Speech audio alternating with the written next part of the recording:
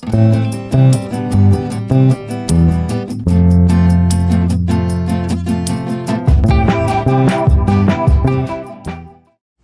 just going to do it different.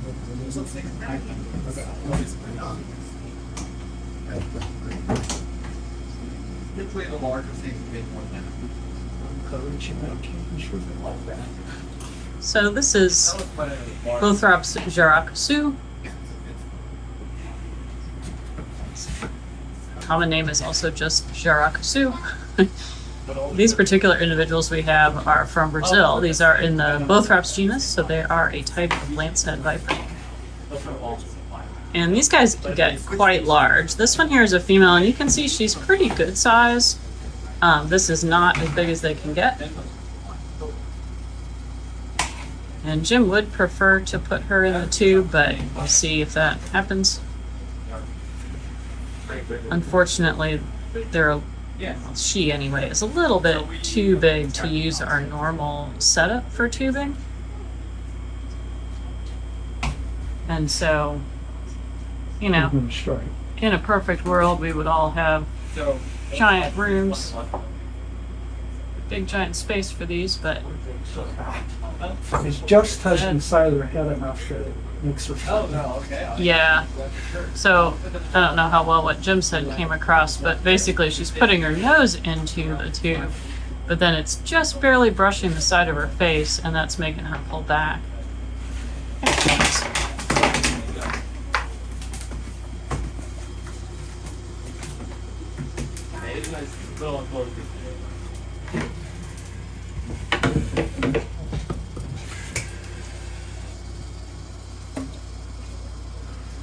She's definitely heavier body than that one was. I can't see it, but this is made in This one is and so close. Videos that use the plus. there she goes. Flip the Don't mat. want her to do that. And we do also it's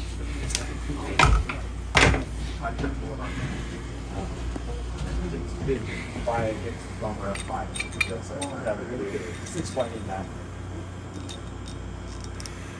As you can see, because these snakes are pit vipers, they're just more mobile than. This is a male Jararacussu.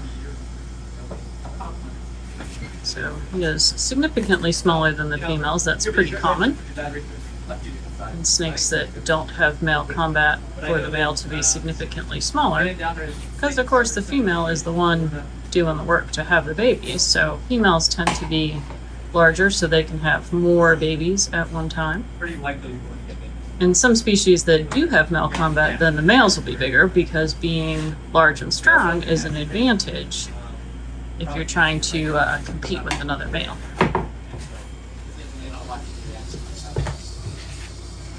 So that's the only thing that I'll ever like kill really fast.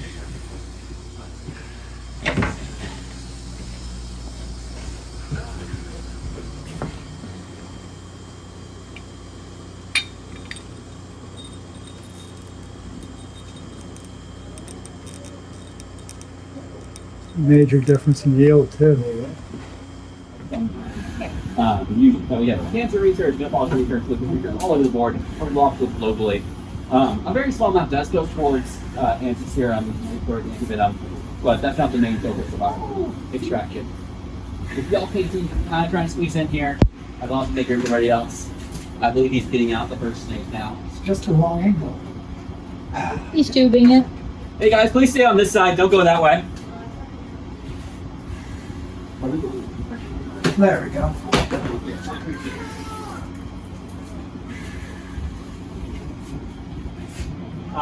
So for those who can see in the back, Jim is doing It just called venom. tubing, which involves kind of being the snake slowly move through a tube.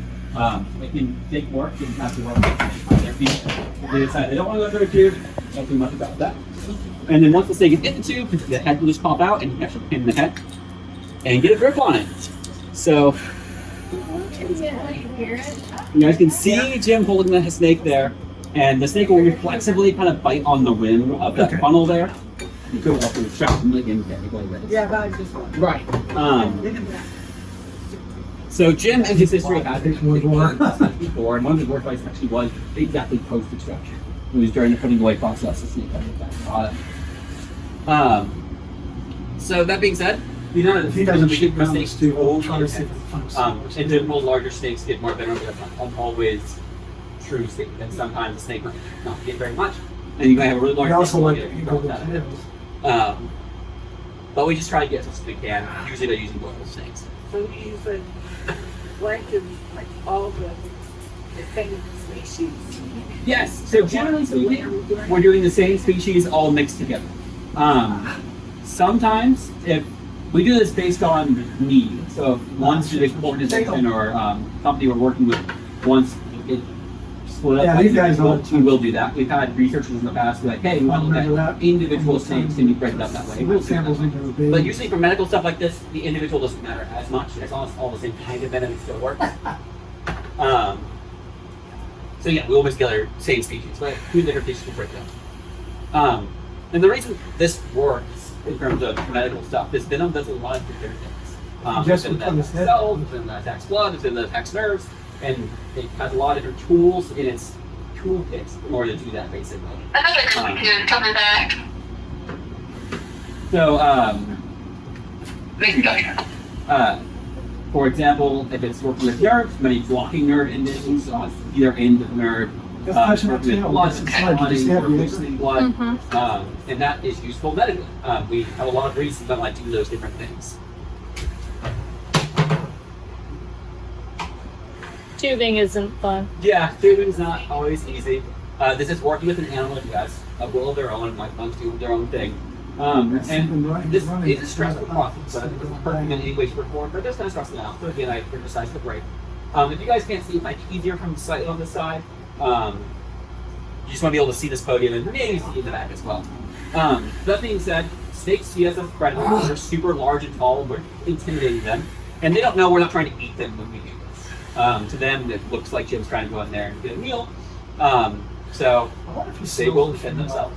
Usually the defense is running away. Very first thing a snake will try to do is actually hide first, and then if it knows it's being seen, running is almost always the first response.